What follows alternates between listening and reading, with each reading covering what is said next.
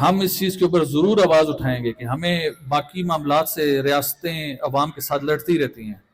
آج جو پارٹی برسر اقتدار ہے، کل یہ جب اپوزیشن میں جائے گی یہ بھی اسٹیٹ کے مخالف ہوگی، پھر اسٹیٹ ان کے خلاف بھی لڑے گی، ان کے ساتھ بھی ایسے معاملہ کرے گی.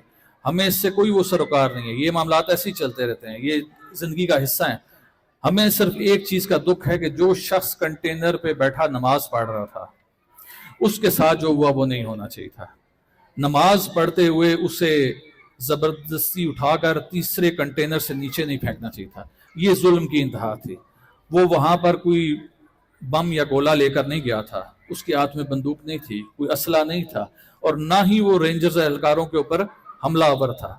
وہ اللہ کی بارگاہ میں سجدہ دے کر دعا کر رہا تھا. تو آپ کا کام تھا جب دعا اس نے ختم کر لی تو آپ بڑے آرام سے اسے اٹھا کے، آپ 3 جوان تھے، آپ کے پاس اور بھی فورس تھی، آپ بڑے آرام سے اسے نیچے اتار سکتے تھے، لیکن یہ کوئی طریقہ نہیں تھا کہ آپ نے اٹھا کر اس کو نیچے پھینک دیا.